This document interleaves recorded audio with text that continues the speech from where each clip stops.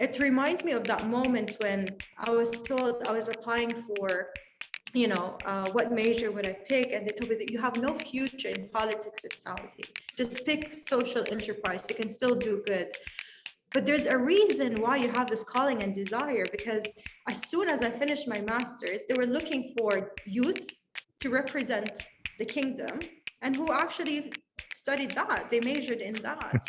So really, don't pick your choices today based on just what opportunities are available in front of you today, but there's actually time until you can, for things to change, predict.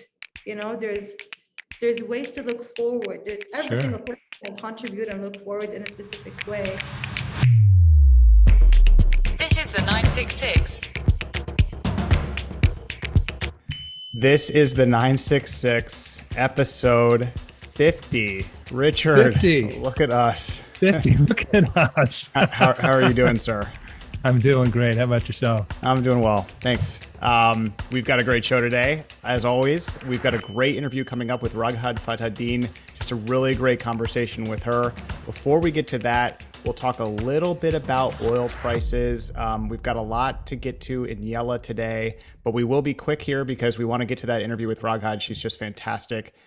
Before we do that, wherever you're getting this podcast, it does help us out a lot if you subscribe to it, either on YouTube or Apple Podcasts. Really, we're on, Richard, over 20 podcasting platforms now. So wherever you are listening to this, if you subscribe to it, it helps us out a lot. We would really appreciate it. Richard, let's kick off the 50th here. What's your one big thing? Before that, it's a fun story how we got connected with Rad, and lucky us. She's incredibly dynamic, incredibly capable, and she's off to Indonesia in July for her Y20 delegate, as well as doing wonderful work with Pepsi. So PepsiCo over there. So a great interview. My one big thing, this year's Hajj season begins July 7th. And there's much to be excited about. After severely limiting the number of pilgrims allowed in 2020 and 2021, Saudi Arabia will raise the number this year to 1 million. While this is only roughly 50% of the 1.9 to 3.2 million pilgrims who visited pre-pandemic, it's a first step back. This Hajj season is notable for other reasons as well. On June 6th, just 25 days before the Hajj is to begin, the Saudi Ministry of Hajj and Umrah announced that all potential pilgrims from the West must apply through a new platform, Motawif. So for the first time ever, Muslims from 57 Western countries needed to participate in a lottery in order to perform the pilgrimage. Hajj lotteries are commonplace in Muslim majority states, and their national quotas of just basically about 1,000 pilgrims per million people are the norm. And I think that's been applied to the Western countries as well. And again, in these Muslim majority countries, many people wait years to perform the pilgrimage. But again, this is new for Western Muslims from Western countries.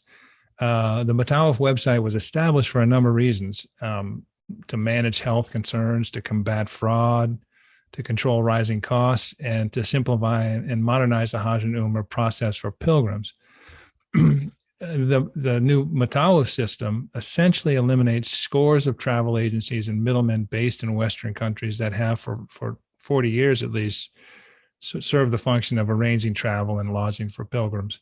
And in fact, the name Motawif was taken from the thousands of Motawifs who have traditionally delivered transportation, tents, and other services to overseas companies organizing Hajj on behalf of Western Muslims. These Motawifs, in turn, work with Munazzams who deal with smaller groups, 150 to 450 pilgrims. It is unclear now how these traditional Motawifs and Munazzams and their experience and expertise fit into the new Hajj and Umrah experience. The best of these organizers, the Motawifs and Munazzams, have local knowledge and a specific understanding of customers' needs, cultural, religious, and linguistic needs, as well as particularities of the Saudi setting. So this is a big swing by the Ministry of Hajj and Umrah. The motivations are clear and consistent with Saudi Arabia's efforts to streamline, optimize, and make more efficient all aspects of its economy. And Hajj and Umrah, as we know, Lucian, are a big part of its economy, contributing up to $8 billion in a normal year. You know, it hasn't been a normal year for the last three, and it won't be normal this year, but going in the past. Not surprisingly, the Motawif website crashed on its first day due to so many visitors. And also there's been some confusion for pilgrims and travel agencies that had already booked and paid for flight and lodging arrangements. So this first go round is likely to result in some unhappy pilgrims. Going forward, I would anticipate that one, the Motawif system is here. The new Motawif system is here to stay. And two, like everything associated with Vision 2030, it will have some growing pains. It will need to be refined, adapted, and hopefully it'll be perfected over time. Talk about some disruptive technology. I mean, this is a huge rollout. And Richard, we mentioned this on a previous episode as well. A lot of times when there's a huge rollout and millions of people going to visit a website all at once, no matter how quickly you can scale your cloud server platform, inevitably crashes happen. But as you said, and I think is a really good point, this is not just a step in the right direction, it's a leap forward in the right direction for Saudi Arabia. And this is going to make some of these travel agents and some of these arrangers in foreign countries not happy, of course. But in the end, it's a service to future pilgrims. And I think that's really what the aim is, as well as to sort of modernize everything in Saudi Arabia and make it tech forward. Very cool story here. It will be interesting to see how they improve it in future years and for future iterations. But I mean, you saw this, Richard, the Tawakana app for Saudi Arabia just won an award for the UN. When they rolled out Tawakana, you know, I'm not sure a lot of people would have said this thing is going to be so wildly successful that it is going to win a award from the United Nations, and you know, stuck with it and has really earned its own reputation. So this is interesting, and this will be a tough sort of year of growing pains for this app. But I mean, as you said, it's a good application. Well, insofar as we know, and you know, I think obviously the motivation is there, and there's reasons for it. But the implementation, we always talk about implementation is everything. And when you do it late in the game, which they did, June 9th, you know, you can expect some difficulties. So hopefully the challenges won't be overwhelming, and that won't be too widespread, and you know, it can be refined going forward. Because certainly it could, you know, if properly developed and applied, it could simplify things for Muslims in Western countries. Mm-hmm. Very interesting. Good luck to them. I mean, Richard, you only need to look at the first episode of the 966 and now the 50th to see how just launching something can be great and then how much better it can get over time. So really cool to see. And I imagine it's like anything. Most of, you know, a lot of the improvements going on behind the scenes. So there's significant improvement at the front end of the store, but you know, behind the scenes, oh my goodness. Richard, my one big thing this week, and I'll try to get through this quickly, although it's quite a lot here, but I really want to discuss with you oil markets here ahead of President Biden's visit to Saudi Arabia. The Saudi-led OPEC Plus group of oil producers, which includes Russia, said on Thursday it would stick to its planned oil output hikes in August. The increase in production levels for August match what the broader alliance agreed on for July, which is for OPEC Plus countries collectively raising their output production by roughly 650,000 barrels a day. This is according to the Wall Street Journal reporting today. Before this, OPEC Plus rolled out monthly increases of 430,000 barrels a day in oil production that the alliance agreed to last year as part of a plan to raise output to pre-pandemic levels.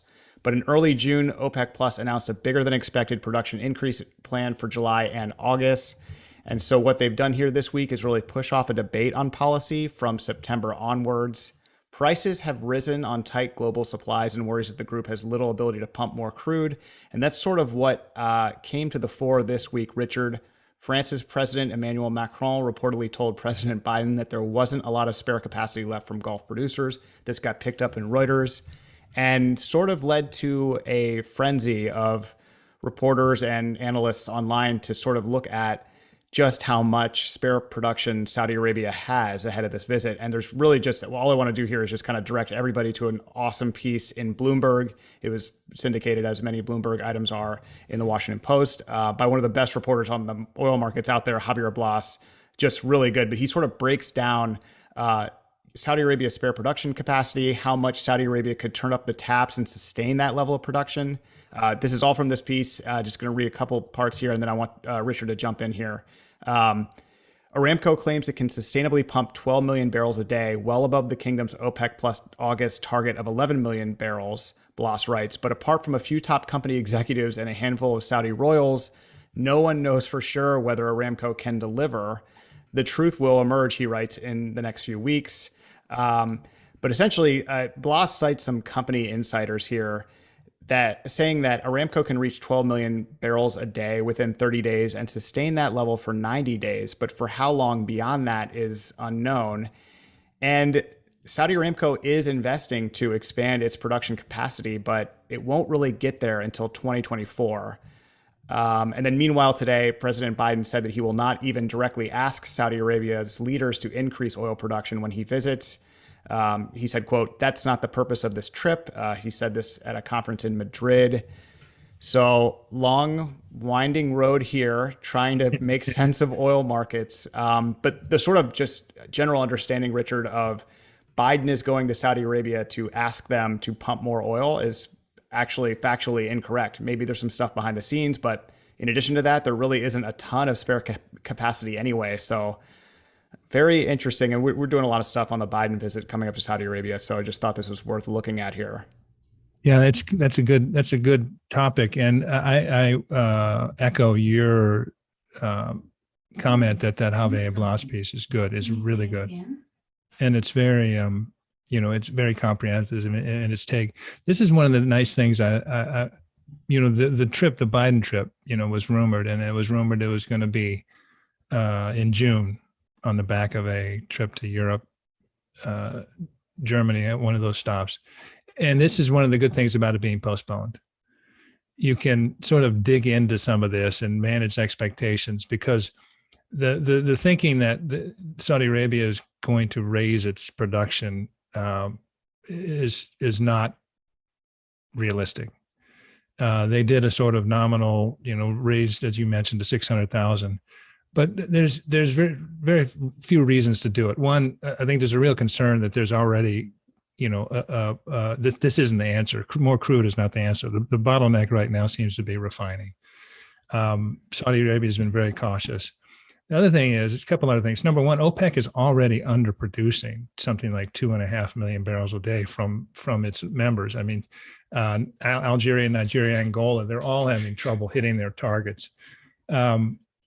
You're showing up in the middle of summer in Saudi Arabia, where you've got your summer burn. They're using crude to deal with the tremendous draw on energy and the power, the pull on power for air conditioners and the like during the summer. It always spikes during the summer. On top of that, the IEA and a number of countries, are drawing 1 million barrels a day from their strategic oil reserves. So I think experts don't really feel like the oil availability is the answer. And as we also know, the Saudis have been very cautious, and they see I think they see a recession coming. They see oil prices going down, and they're also been very, very careful and with their relationship with Russia and OPEC plus. So all back to the original point, you can have this conversation because the trip was removed for a month. And so this was a great contribution by Javier Blas. Now, the things that are getting out of control are the issues of normalization with Israel.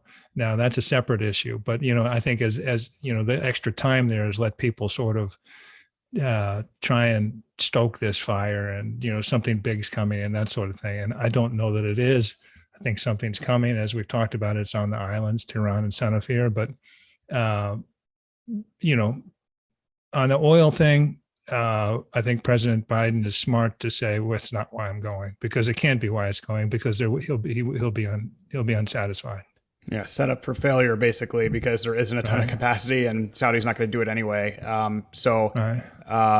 But it is interesting. That was sort of the popular view, though, is that he's going to Saudi Arabia to ask for more oil. And so just thought that was interesting. Richard, that visit's coming up in about 2 weeks from now. So it should be really interesting to watch. And the 966 will be having a very special episode for it just after it concludes. So just wanted to put that on everybody's calendar, which you, sir, have arranged. And it's going to be a lot of fun. So we'll release some more details about that as we get closer to it. That'll be fun. This is all fun. It's all fun. Yeah, it's all good. We're just turning on the camera and talking. So, I know. Whatever. If it were only that easy. Let's get to our interview now with Raghad Fathaddin, just really brilliant, talented young woman in Saudi Arabia. You guys are going to love this. This is a really good one. Like I said, lucky us. Lucky us. Our guest today is the brilliant Raghad Fathaddin. Raghad is a communications analyst for PepsiCo based in Riyadh, an entrepreneur and founder of Sangha, Estidama Hub. The list goes on. Raghad is a Y20 delegate, and we know she's been working hard on that. She's also a WIN fellow and recently spoke this week on a KAUST plus SYS panel. Raghad, thank you so much for joining us today. It's going to be great. Thank you. I'm very excited, honestly. I've been waiting to be and your patience. Yes, you have been patient. This is we're so excited to have you too. I have to tell a story how we met, right? Met virtually, since everything's virtually. So the MISC Foundation did an online survey asking people to share their favorite podcast, and you, Raghad, responded that yours was the 966, which was out of nowhere, and it was because it was relatively early. I mean, we're just 6 months into this. Wow. Needless to say, I saw that. I knew I had to meet you in person. And then when that connection was made, we learned about all these fascinating things you're doing. So much so that when we're looking at today's episode, it's really kind of hard to know where to begin. Yeah. So let's begin today with the Y20. And if I may, for our listeners and our viewers, gives a little background on this. I think it's worthwhile because it's really an impressive enterprise, the G20 in general, but also all these engagement groups. But anyway, so this 2022 G20 summit is upcoming in Indonesia this November. So again, recap for our listeners, the G20 is 19 countries plus the EU. It comprises most of the world's largest economies, accounts for around 90% of gross world product, 75 to 80% of international trade, and 2/3 of the global population. So this is a significant gathering, annual gathering. What a lot of people don't know is part of the G20 process includes engagement groups, 8 engagement groups, which are independent from governments and comprised of various stakeholders throughout the international community. And these engagement groups include the B20 for the business community, the C20, civil society, L20, labor unions, S20, scientists, T20, think tanks, U20 for urban cities, W20 for women, and Y20 for youth. So these engagement groups meet throughout the year, and they actually have their quote unquote summits in the run up to the G20 summit in November. And in these summits, they report out their findings and recommendations. And it's quite a detailed process, quite a huge commitment in terms of if you're a delegate. So Raghad, you are now a Y20 Saudi delegate, and you've been working very hard with your global counterparts on this engagement group. And just last week, you had your final planning and prep meeting for the Y20 summit next month in Indonesia. Again, it's an important distinction. The G20 summit is in November, but these engagement groups bring out their finding, and it's a big deal in the run up to that. So your Y20 is next week in July. We would love to hear about this process and your involvement and the issues that the Y20 is focused on for this G20 summit in Indonesia. All right. You've explained it very well as a concept, but more specifically on the Y20. So how did I get into the Y20? Just to kind of give you a background information or an overview on the situation here in Saudi. As you know, with Saudi Vision 2030, and as the youth make 67% of the population, a lot of the efforts are put into the youth for them to be an active agent for change. So one of the programs Miss Global created was called Ignited Voices. This program trains individuals, participants, the youth of Saudi, to how to negotiate, write policies, communication, understanding your identity and your personality as well. So it's really an in-depth kind of process, building a global citizen and a leader. I have a question. I raise my hand. Yeah. For those listening, who is organizing and putting on this program? So MISC Foundation. MISC Foundation. All right. Yeah. So MISC Foundation, there's also something called MISC Global. So anything that is from local to the world, Miss Global kind of leads on that. So that's why this program is under Miss Global. It's called Ignited Voices. So I participated in this program last year. After a few weeks of almost 2 months of the program, you pitch a presentation, an idea, and then they select 10, winners. But I'm not sure if I should say that. And then they create this database of well-trained Saudi individuals who are passionate in different fields. So every time there is a summit globally or even locally, you would have representatives. So they're already experts. That's what they're passionate about. And they would like to kind of pursue this path. So this kind of program connects you to the global platforms and representing the youth of Saudi. So this year you have the Y20. So they reverted back to these 10 participants and they did interviews and they selected 4 based on the priority areas the Indonesian presidency selected for this year. So the theme is recovering together, recovering stronger. And there's different tracks for the Y20 or the G20. You have the youth employment, digital transformation, inclusion, and my track, which is Sustainable Livable Planet track. And what I love about this year is when we're looking at sustainability, the track itself, the wording is much more holistic and broad, and not just looking at sustainability as an environmental crisis or issue, not just like climate change, but it's much more beyond that. So the conversation is getting wider and including other elements. So how can we come together as the youth and think of policies that would lead us to achieve a more sustainable and a livable planet? So that's what I've been working on. We had 4 on-record sessions and yeah.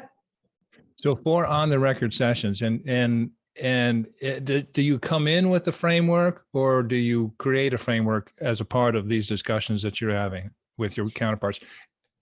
Yeah, so the first proposal, each delegate for each track from each delegation of the G20 countries would write their own proposal and you would submit it. They would put all the proposals together in a document, and then we have an on-record session where we start dividing ourselves into working groups. So now the working groups you have in terms of financial investment, green investment, and green investment,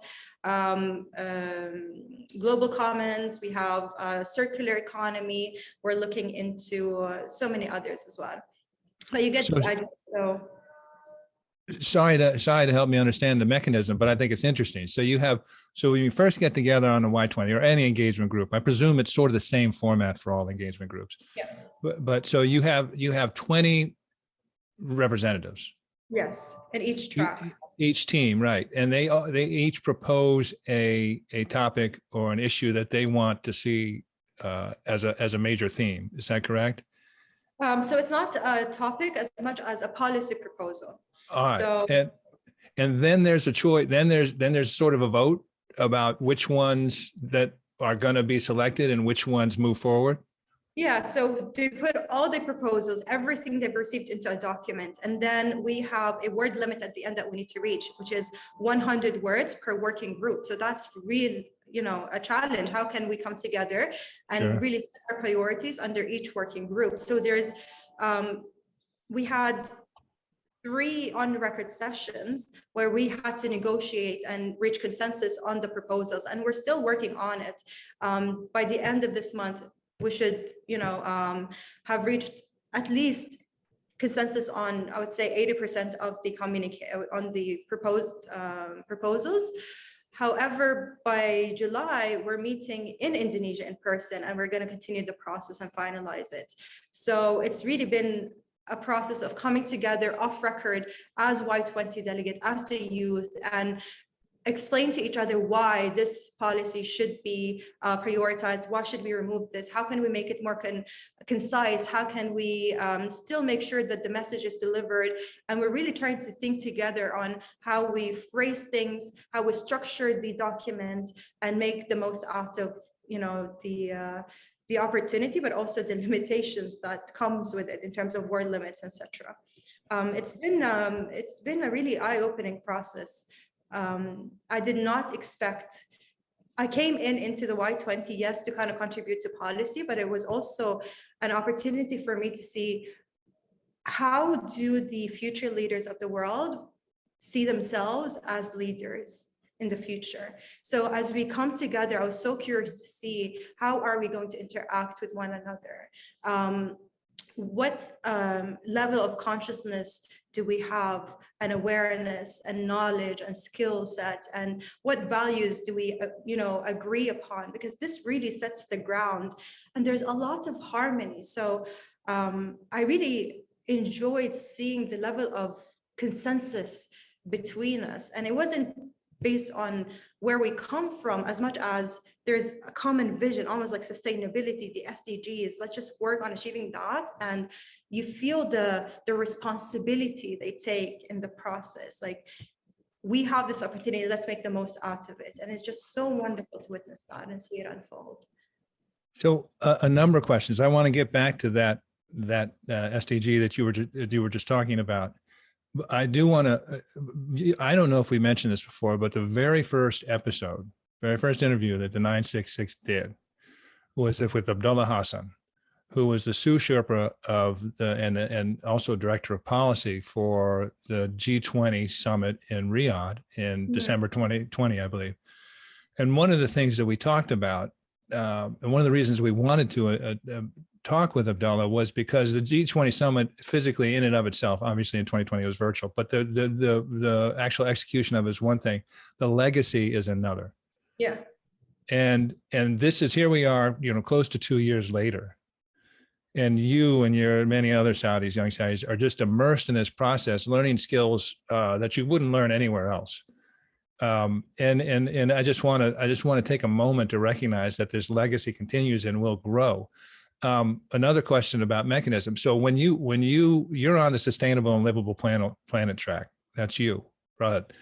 You have 4 other Saudi counterparts. Are they also on this, or do they go separate ways? So do they pick other tracks, for example? Yeah, different tracks. So there's 4 tracks, there's 4 priorities. Each delegation has the opportunity to invite 4 delegates. So you have the employment track, you have the inclusion, and you have the digital transformation, as well as the sustainable livable planet track.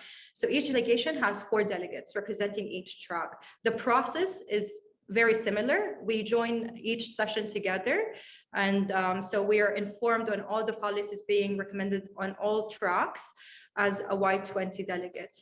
But when you work with your track to kind of come up with the policies and finalize the communique. So can you give us a sneak preview of the policies that we're going to see in July? I can give you announced in July. Well, I can give you just a quick, what are we focusing on at the moment, not specifically what's been written. Sure. I mean, this would be a major media scoop, and I understand that has to be, you have to be, cautious. But at the same time, the process is very transparent. There isn't anything that we shouldn't or should share. It's the more you share, the better in a way, because it's all about getting the youth voices represented. So it's really just trying to understand, what do the youth of each delegation would like to see in the future and at this moment, for us to live in a sustainable, livable planet. So I see a lot of attraction towards sustainable production and consumption. So circular economy and the circular mindset is really gaining momentum at the moment, pushing for sustainable options to be default option for consumers. There's a lot of burden on consumers to act right. They want to, but sometimes there isn't access, or they can't afford it, or it's just not available. It's not convenient. So how can we reach a place where producers, from ideation, design, and implementation, they think with a circular mindset, they produce in a sustainable way. So us consumers, when we buy a product, we don't have to think about all the, the hassle that comes with it, and making sure that I am a responsible and sustainable being. So how can I make it easy? How can I make it the norm for consumption to be sustainable? Just as you pick anything, it is sustainable. How can we reach to that level of circularity, sustainability? This is something that we really want to see, because awareness, So we talk a lot about the circular carbon economy here, and that obviously is something that is a priority with Saudi Arabia, policy wise, but we're talking about carbon emissions there. Yeah. When you're talking about the circular economy and sustainability, what exactly does that mean for my benefit? Yeah, of course. So at the moment, the way we produce, or used to, I hope, is you would take resources, you would create a product. I would come buy the product, I'll use it, I don't want it anymore, I throw it into the landfill, it's waste. Circular economy says this shouldn't be the case, and we can actually benefit from all these wasted resources, not only for the planet, but also as producers and also as consumers. So for producers, let's say you want to produce something, what is the idea? You think of the idea, and then you say, okay, how am I going to produce this? What are the most sustainable ways? What is the life cycle of this product? And how can I guarantee that this life cycle is sustainable? So even once you produce it, the manufacturing process, how can you guarantee that it is sustainable? The amount of water you use, the amount of electricity, everything is processed and thought of. Until I come and buy this product, even if for instance, if it was a bottle of water, I used it, I've thrown the water bottle.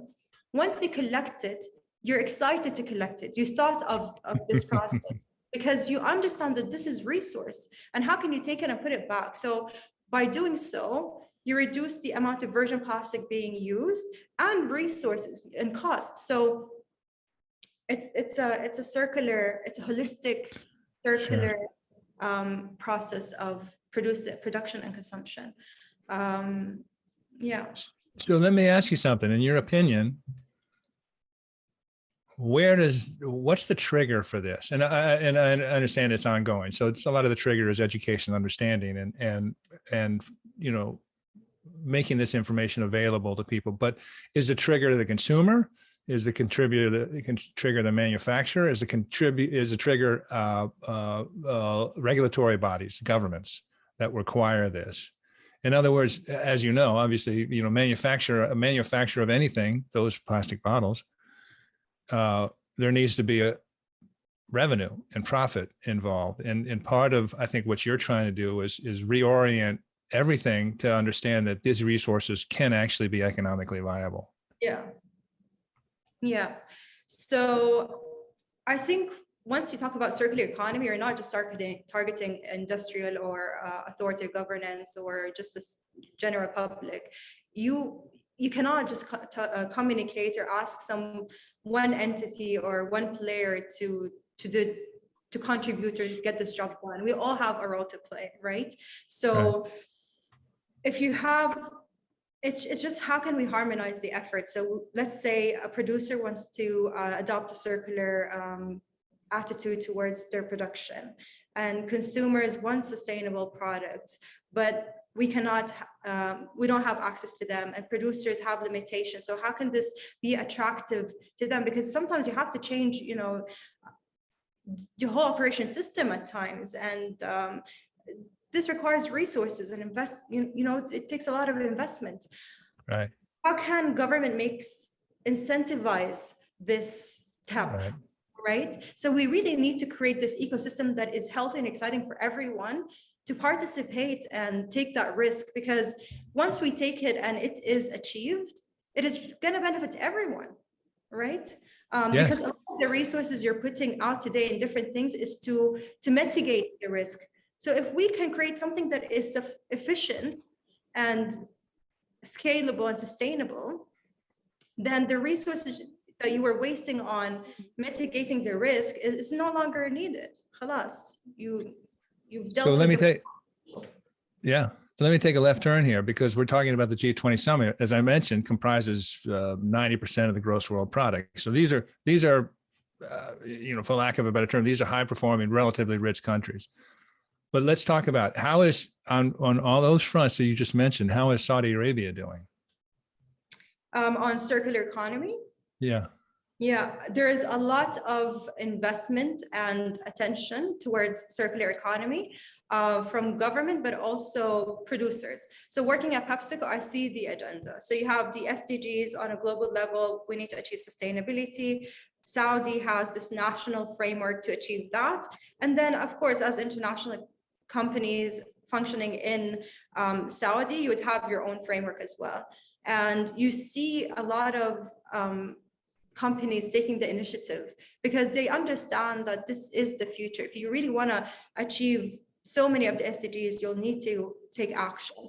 So you see them, sometimes going out of their way into collecting, making sure that they are participating in the collection process, which in reality, they don't really have to do that, right? But by doing so, you're supporting Saudi vision agenda as well, because you're bridging that gap, but you're starting something and you see the partners that are also aligned with you. So you attract them and you work together.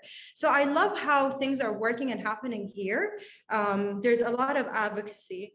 There's a lot of awareness raising at the moment. And there's also the understanding of the importance of changing mindset. So education for the youth, because you cannot change production and then the consumer still act the way they do, or they don't change their behavior, understand, we want them to be conscious consumers and conscious beings, understanding the impact of every single thing that they do in this life. There's impact. So how can we raise awareness in that regard? I think that's where we stand at the moment in terms of implementation on the ground. I wish I could help you here, but I don't have many examples, but right. I feel like more entities are forming to kind of push this agenda forward. Well, Lucian, unless you have questions, that's a really good segue into PepsiCo, which I'm interested in talking with Raghad about. Did you want to add anything on the Y20? No. On PepsiCo, and I have to admit, I feel a little pride here. And I may be out of line here, but pride because it's a U.S. corporation, which actually seems to be quite dedicated to SDG issues and particularly women empowerment. But for our listeners, so Raghad is for PepsiCo, communication analyst, public policy, government affairs, and cooperation communication. Is that correct? Corporate communication. Corporate, I'm sorry. So let me do this again. I'm going to do it again, Lucian, so you can cut that out. Raghad is communication analyst, public policy, government affairs, and corporate communications with PepsiCo. Can you tell us a little bit about that? Because as I said, I've been impressed with what PepsiCo seems to want to do in terms of the community. Yeah. So fun fact, did you know that PepsiCo existed in Saudi for almost 60 years, if not more? It has been present in Saudi for 60 years. This is an international company that existed in Saudi. So it really grown with the culture, with, the whole social change, the Vision 2030. It's going, it's something that now we're looking at PepsiCo here in Saudi, and it's like someone with two passports, right? You're Saudi and you're American. And you're proud of both, but at this time we're living in, there is a merge. The American and the Saudi is in harmony and has like a shared vision when it comes to sustainability. So there's a lot of excitement there because there's harmony. So you're working on joint agendas everywhere to achieve a common objective or commitment you've made in the past, which are the SDGs. That is a fun fact. Fun fact, when I first lived in Saudi in the 80s, I knew this because all you get was Pepsi, because there was a secondary boycott on Coke. Wow. And so there were no Cokes at the time. Yeah. And I think later the Oleon group brought in Coke, and Coke is doing well. But Pepsi, yes, Pepsi is a mainstay in Saudi Arabia for 60 years. The CEO, Mr. Williamson, is really seems to be the PepsiCo positive approach, sustainability and these things. I've also been really impressed with their women empowerment, women mentorship program. I guess is it called Tamakani? So yes, we have the women empowerment platform called Tamakkani, which is to be capable of doing something, to be empowered. Yeah, Tamakkani.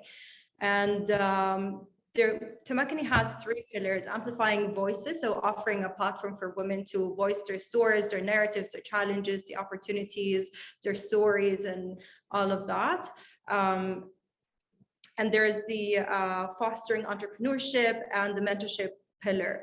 So we have so many different programs under each pillar with different partners, from Princess Noor University to the American Chamber, the Atlantic Council, Family Affair Council, and Nahda, and so many others. So there's a lot of focus when it comes to women empowerment in Saudi, because that's part of the sustainability agenda. And a lot of people don't understand how diverse sustainability is and the different elements that come to play. How can we create an environment, an ecosystem that each and every single human being that is participating is active and can benefit, receive, but also give? So we need to get everyone involved, and it's time to get everyone involved. So women empowerment is really needed in Saudi today, and it's happening so quickly because they were so ready. It was happening in the past, but now it's just coming to the surface, and the opportunities are there. So it's just like the women were ready.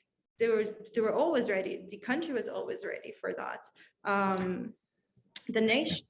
So it's just happening so smoothly, and I'm not surprised that companies, part of their corporate social responsibility is to kind of participate in that, creating the change and fostering an environment that is creating a positive change.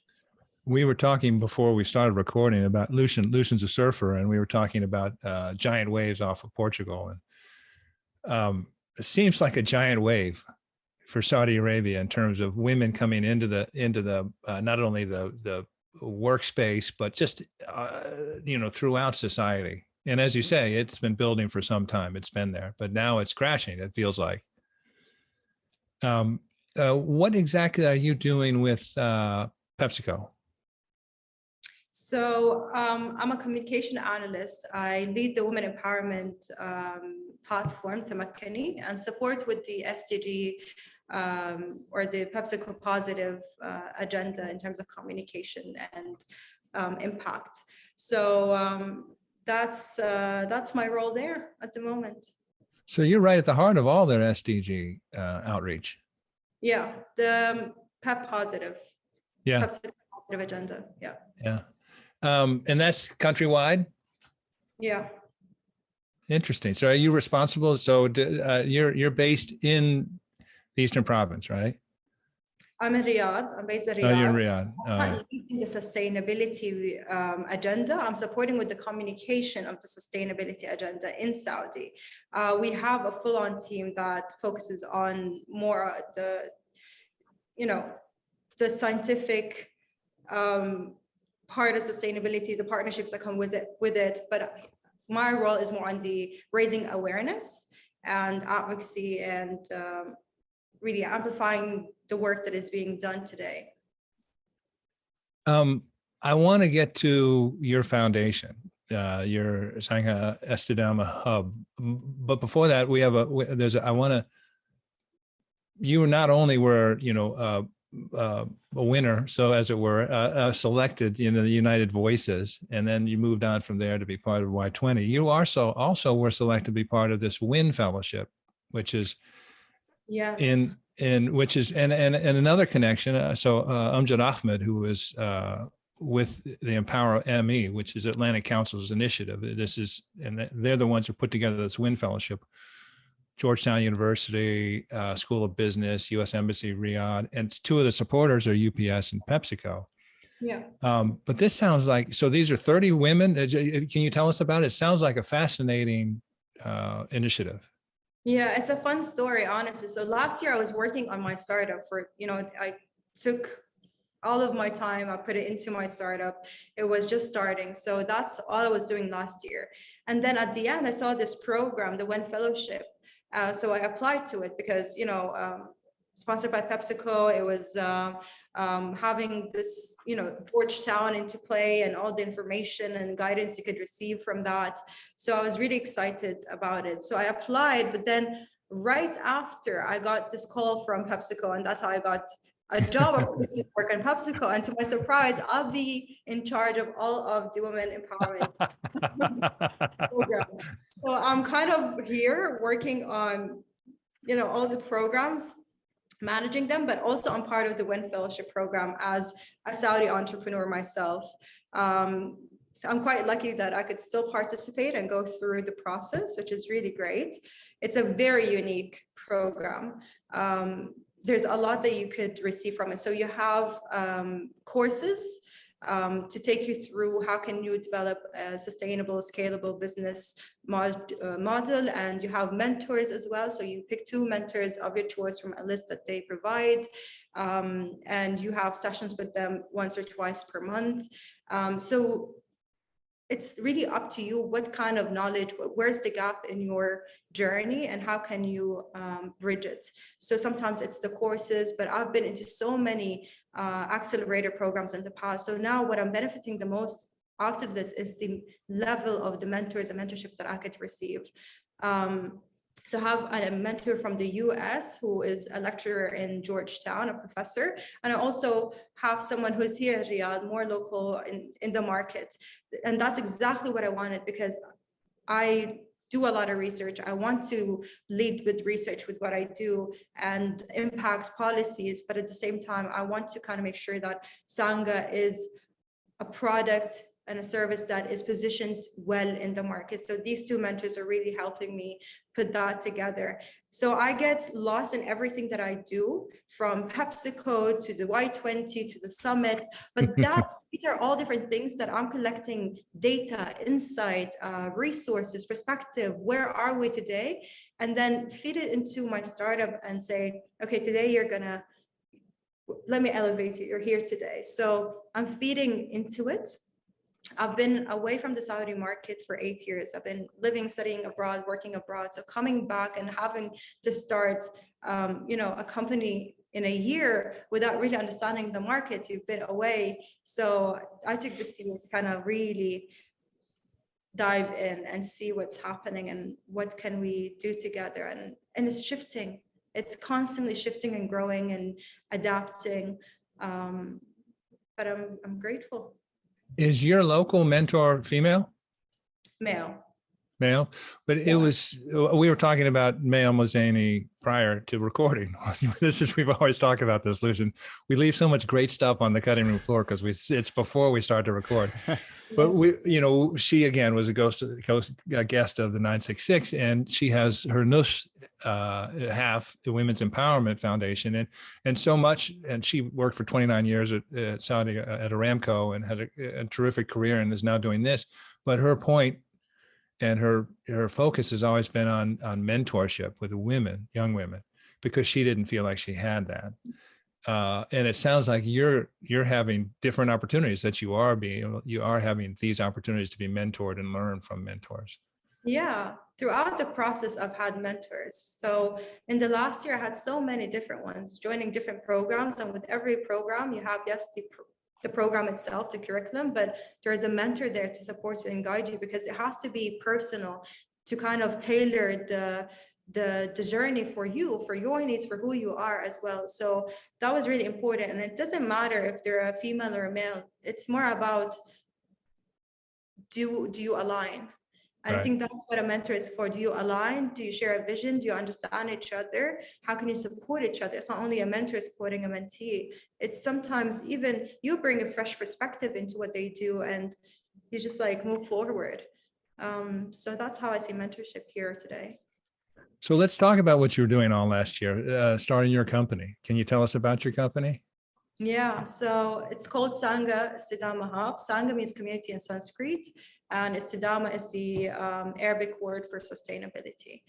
The concept started when I was in Paris, working at UNESCO for 2 years. And then COVID hit, and all of a sudden, you're forced to kind of be quarantined or trapped with yourself, with your thoughts, with your emotions, with your whole life, and you're just reflecting upon it. But then I realized that with all these things that we're living today, the state of the world today, why are we living what we're living today? What caused this? It's everything happens for a reason, and there was like an influence for it to kind of manifest in this way today. And I think just this reflection process of going inward, you get to realize that the state of the world is nothing but a reflection of the state of the citizens of the world. If you really want to treat something and heal something, you're not going to go to the symptom and give it medicine and say, shh. No, you're just putting it to sleep. It's still there. It's numbing. And that's not healthy. You go to the core issue and you heal that. You listen to that. You allow it. You give it time to tell you why it is the way it is, and accept it. Accept our mistakes. Accept that we tried, but we failed sometimes. So, and heal that core. And the core is, to me, is us people. So we created this world, and we've done an amazing job, and it's all so new to us. We've never done this before, and we're trying to explore all the options and navigate our world. But how can we guarantee that as new generations come and grow and become leaders, they shape better systems that are fit for the human spirit? And if they're fit for the human spirit, I mean, it's healthy. It's the spirit itself that we don't really usually talk about. What does it truly mean to be human? So we continue to shape systems that are not fit for humans, nor do the planet, because nature as a whole, because we're part of nature too, and we tend to forget that there's a disconnect. So I think these are the small things that we usually don't look at, but they are part of the problem. They're part of why we live in such world. But they're ignored because they seem so simple. Like, no, the problem is so big. The solution must be a new technology that we should create to kind of deal with this. And sometimes yes, and sometimes no. It could be even simpler by ensuring that this human being is well enough that when they think of ideas, they consider themselves, the well-being of people and the planet. So you guarantee that even when we think for solutions, we're thinking of sustainable, healthy, well solutions. How are we meant to come up with new solutions for the issues we're facing when maybe we are not in the best state and mindset to come up with these solutions? So I created a program to make sure that we can praise well individuals that are active green citizens as well. And we call it Flourish program.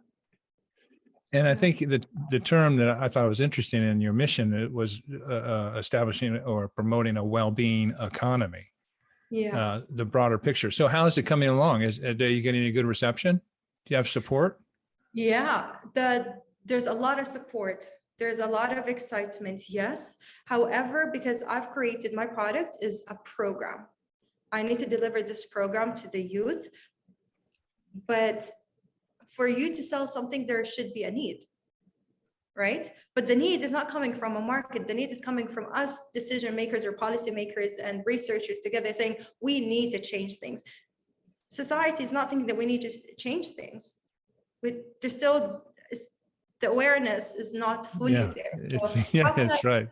how can I trigger that need? How can I raise awareness? So I'm trying to do that at the moment, to focus on raising awareness, but I don't have to do it myself, right? So I'm navigating what other entities align or would like to start investing in awareness raising, advocacy, and circularity, because it's all intertwined, right?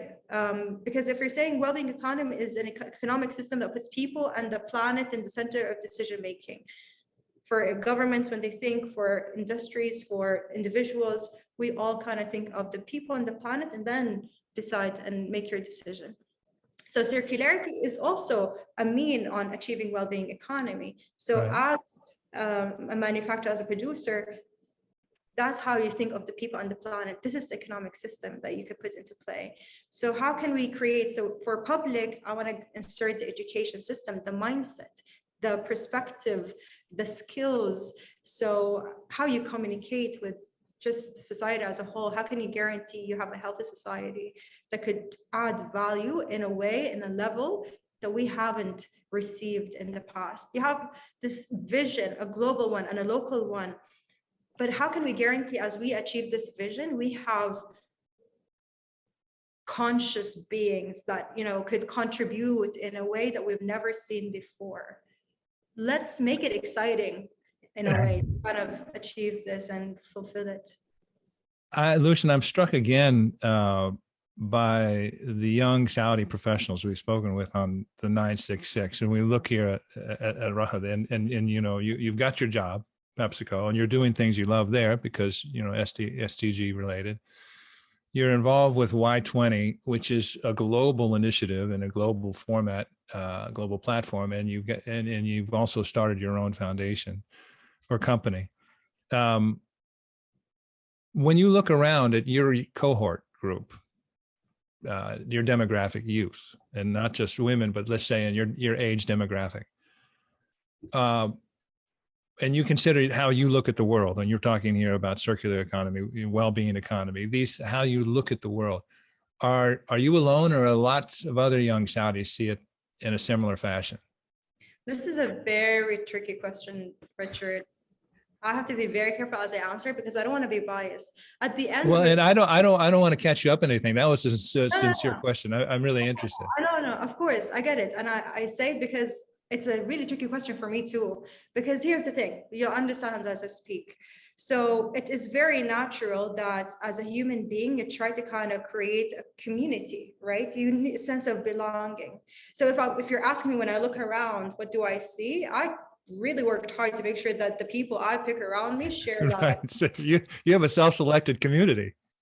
I do. I make I'm very careful. You know, I need that support system. You know, we think together, we support each other in so many different ways. They're artists, they're into culture, we do different things. The way we participate, the means, the tools, the way we get things done, very different paths.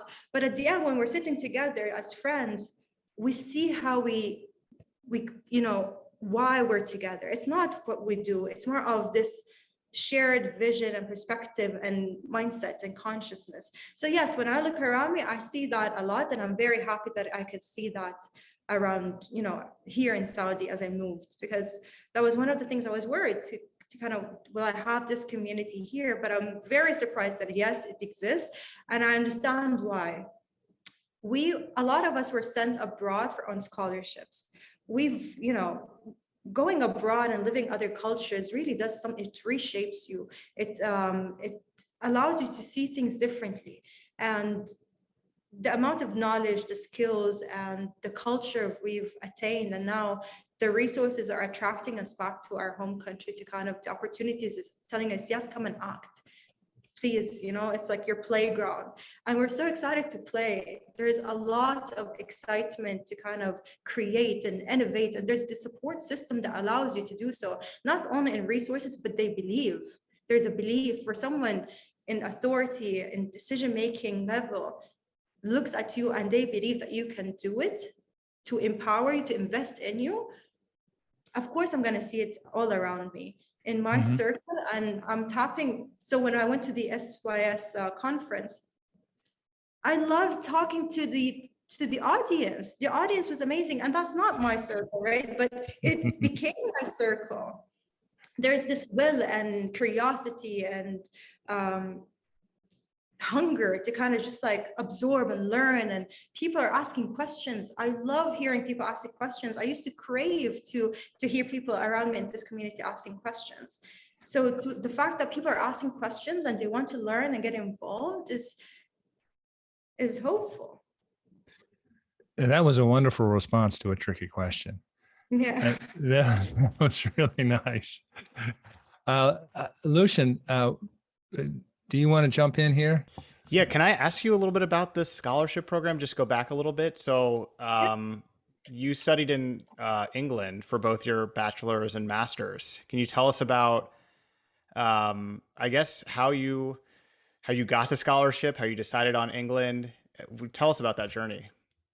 So here's the thing. Remember when we were talking about women empowerment, and I told you women were ready from a long, before Vision 2030, because during King Abdullah's time, the scholarship were open. And that's when I got my scholarship, and even my siblings. So a lot of us went abroad and studied abroad. So it was more like my dad did his master's abroad, and then all my siblings kind of went to study abroad. So it was my turn to kind of go and study abroad as well, in a way.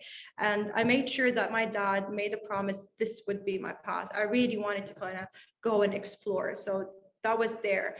But then for me to get the scholarship, I had to get a really high GPA.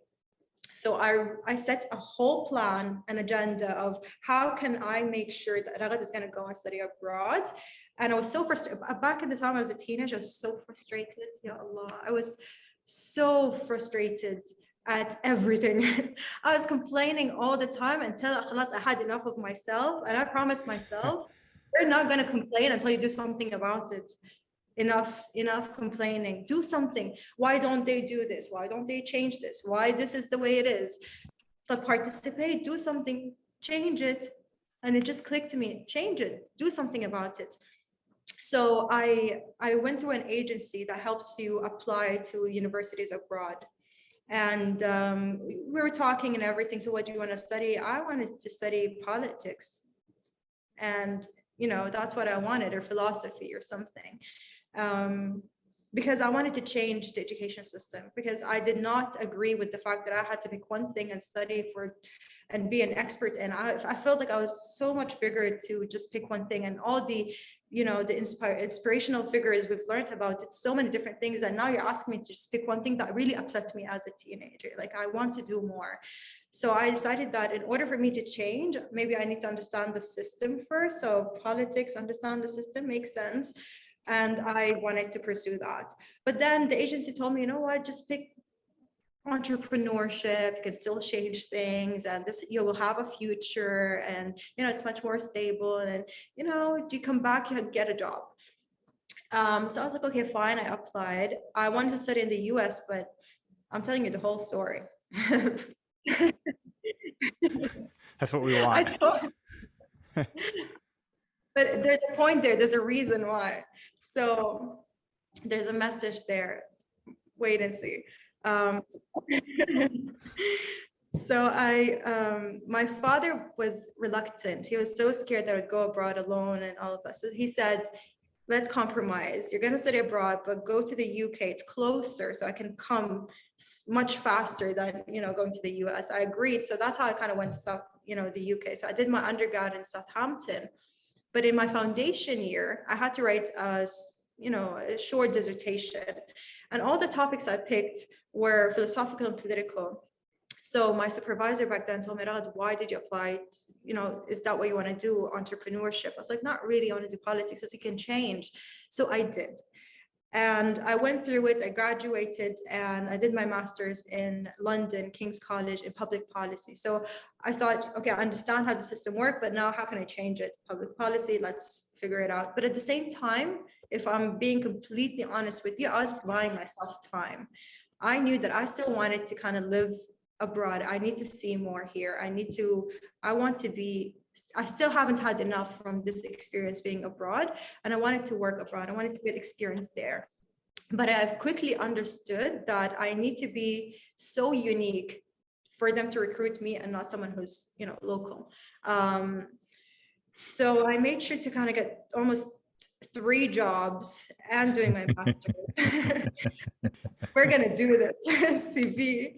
So I really worked on it a lot, and I understood what kind of experiences were needed, and I worked really hard. I tried my best. And as soon as I finished, and summer was there, and I was just like, am I gonna go back? Am I not? I received this. My friend sent me a broadcast on WhatsApp. The Amisk Foundation has this program and sending the youth to UNESCO for an internship or something.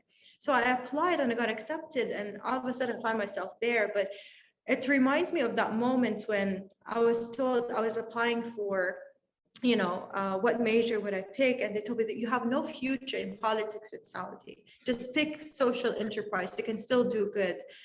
But there's a reason why you have this calling and desire, because as soon as I finished my master's, they were looking for youth to represent the kingdom, and who actually studied that. They majored in that. So really, don't pick your choices today based on just what opportunities are available in front of you today, but there's actually time until you can, for things to change, predict. There's ways to look forward. There's every single person can contribute and look forward in a specific way. So did I answer your question? I just like that was awesome. I think Raghad's mantra should be, I applied and I got accepted. I mean, this has been awesome. And extraordinary. I mean, this has been really a lot of fun, and I think we learned, and our listeners, I hope, and viewers should have learned a lot about you, and it's exciting. And I'm excited for you, not only for the PepsiCo, not only for the Y20 or your company, but my goodness, you're bringing so much dynamism and thinking and just awareness to Saudi Arabia and the world. I'm really impressed. Raghad Fathaddin, communications analyst for PepsiCo based in Riyadh, entrepreneur, founder of Sangha, Estidama Hub. Raghad, thank you so much for your time. This was such a great discussion. We really appreciate it. Thank you. It was wonderful. We'll do it again. I want to hear how your visit to Indonesia goes, and how they, that your Y20 recommendations, how they go, and what's next for you. Because like I said, I'm quite certain you will apply and be accepted. Yes, for sure. That was our interview with Raghad Fathaddin. A reminder, subscribe to this wherever you're getting it: YouTube, Spotify, Apple Podcasts. Hit us up there. Comments in the YouTube section. Again, reminding everybody, please be civil to each other. And that's all we ask. Otherwise, we love hearing your feedback. So, Richard, what do you think? Let's get to Yella. Saudi in a minute. Yella. I got to get mine deeper and cleaner. Number 1, Saudi Exim Bank offered over 50% of its $450 million in loans to SMEs in 2021. The Saudi Export-Import Bank, known as Saudi Exim, approved loans worth $400 million in 2021, with 51% of the total financing given to small and medium enterprises, according to the bank's CEO, Saad Al-Khab.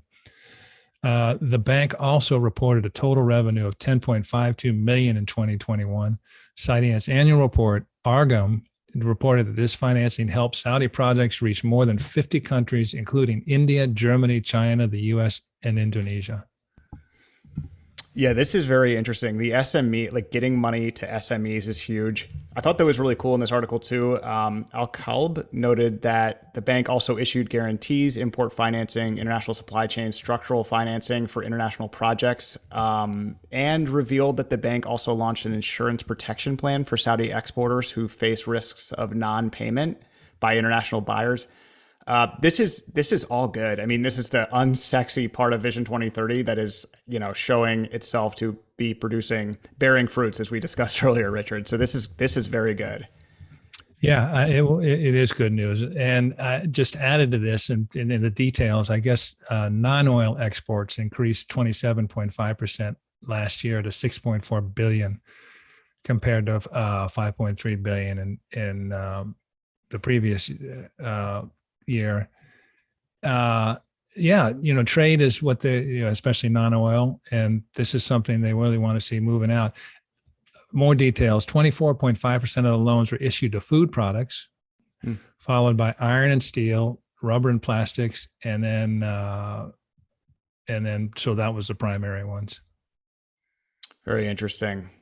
Yellow number 2, Richard. Saudi Arabia ends its embargo on Turkish exports after the visit of Crown Prince Mohammed bin Salman to Turkey.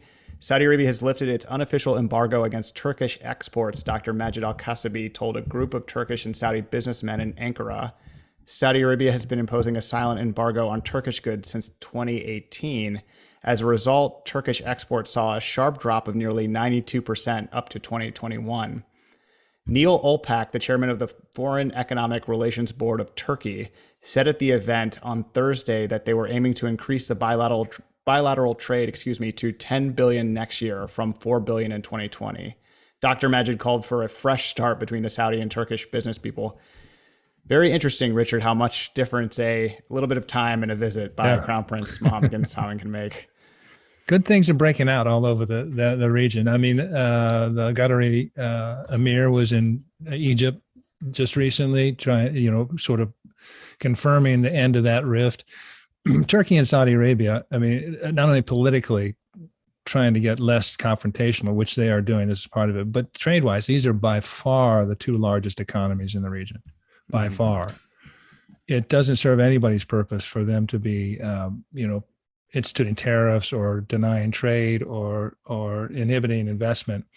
So this is a good step. And again, in keeping with good things going on throughout the region, non-Iran based, and even Iran and Saudi Arabia have talked a little bit now, obviously, but the Gulf states and it's, Egypt, Turkey, key relationships, Jordan, everyone's getting deconflicted and a little more pulling in the same direction. And it's a good thing.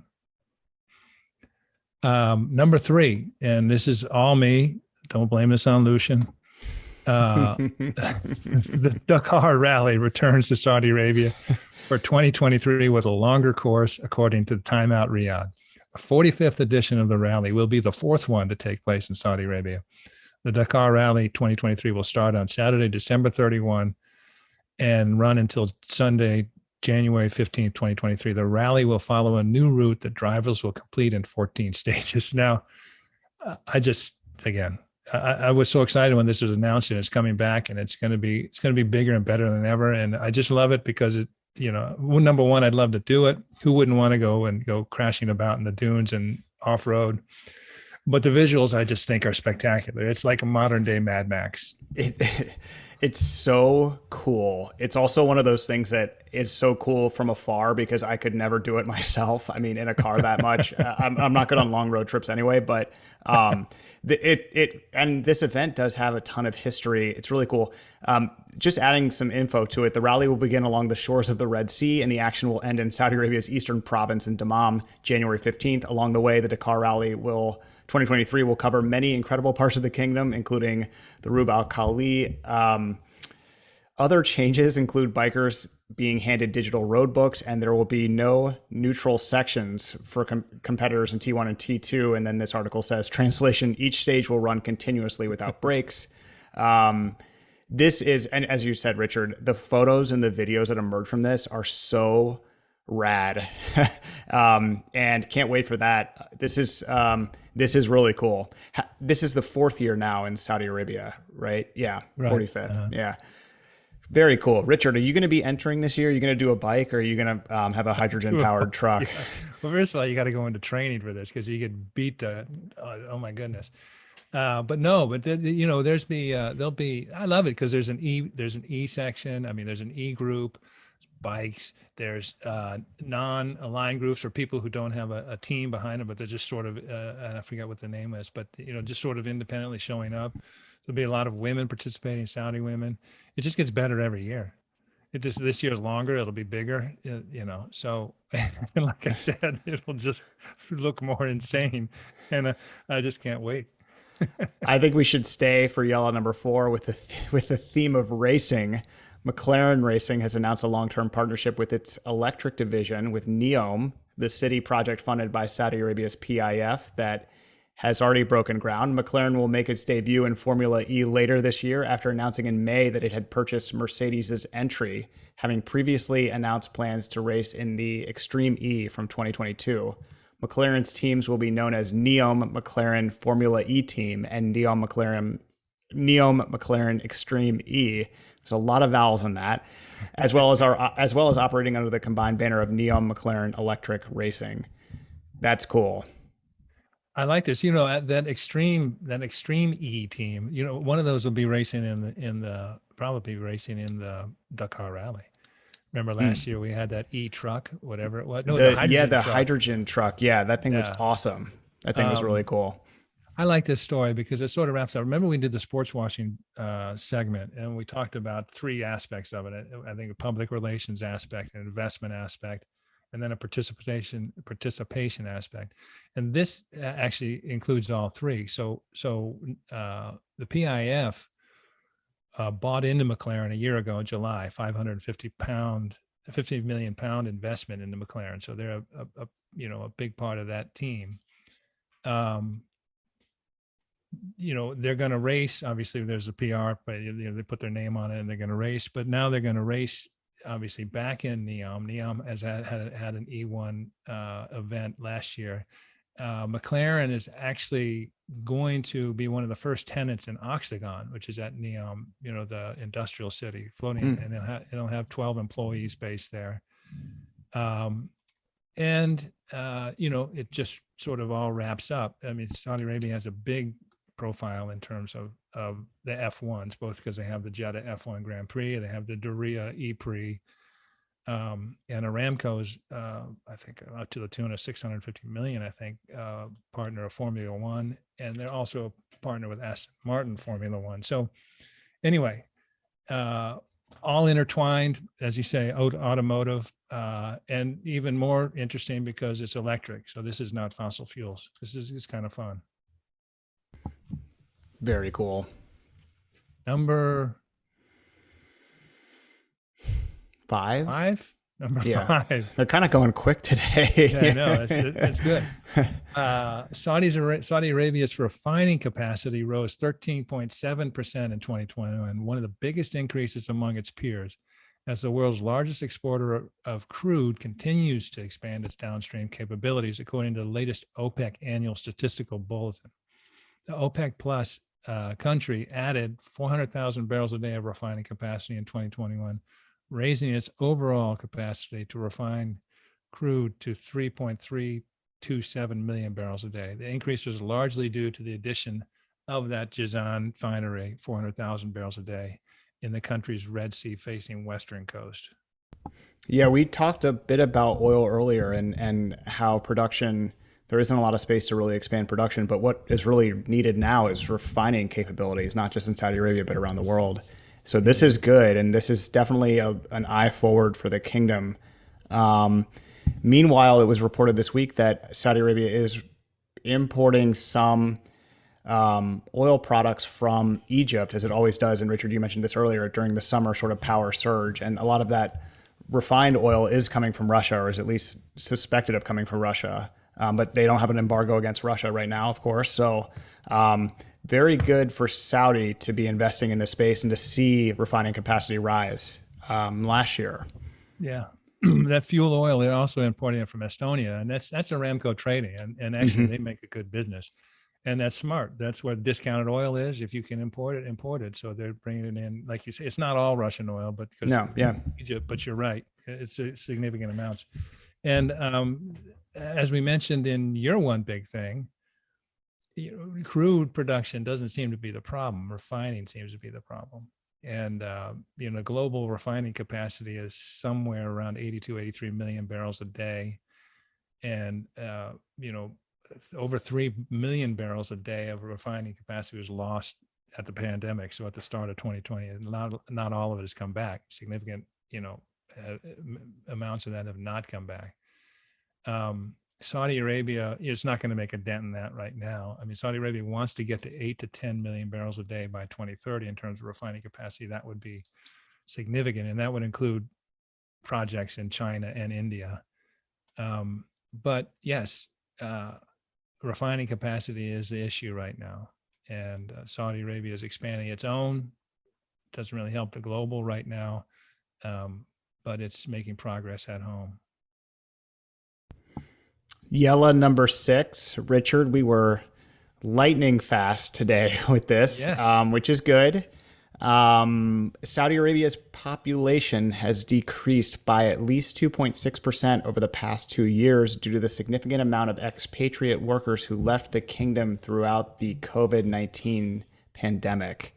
In a report published today by the Kingdom's General Authority for Statistics, it stated that the country's population in the middle of last year was 34.1 million, down from 35 million in the middle of 2020.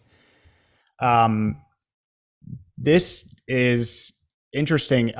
It's more than just the pandemic, though, right? It's also just focusing on getting Saudis into positions, nitakat essentially, right?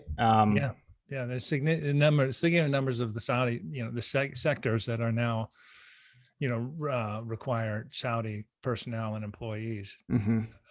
But that first few months of the pandemic alone, as you say, like 1.2 million expats were reported to have left Saudi Arabia, many of those from India and Pakistan.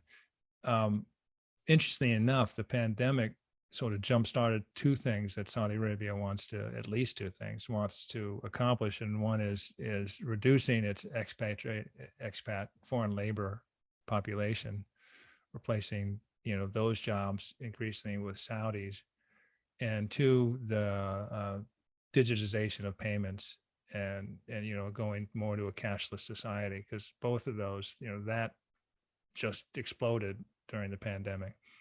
So some good things can come out of a pandemic, but this was interesting, and we're going to find out. The Saudi census is going to be announced this October. I think starting in October. It's ongoing now. The census takers are out doing their business and trying to get an understanding of things. But this will be the first census since 2010, and it'll be interesting to get the real numbers. Not that these aren't real numbers, but more up to date, numbers that have been gathered either electronically or face to face. Yeah, man, 1.2 million expats left Saudi Arabia by mid-2020, the first few months of the pandemic. That's a huge exodus, right at the start of the pandemic. That's wild. That's hard to wrap your head around, but pandemic has changed a lot. So this is an interesting one, Richard, you put in. This is very interesting. So yeah, you're right. The census will be very closely watched, at least by the team of researchers here for the 966, because it's really cool. Richard, great, efficient episode. Awesome conversation today with Raghad. Wow. Thank you very much, sir. Yella, Saudi in a minute, almost. We never almost got it in a minute. Yeah, but that was the closest to a minute we've ever gotten. That is. We're getting very efficient with this. Well, at least this one. Don't hold us to it. Yeah, don't hold us to it. Sometimes we want to get long-winded. Sometimes we're quick. I mean, you would almost think that the Live Golf was teeing off in about an hour and a half from Oregon. We almost made it, folks. We were that close. Just a coincidence. Just that close to getting through an episode with no golf. Well, I had to work it in. We're at the 50th. We just got to keep it going at this point. So, Richard, thank you very much. Thank you, Lucian. Excellent.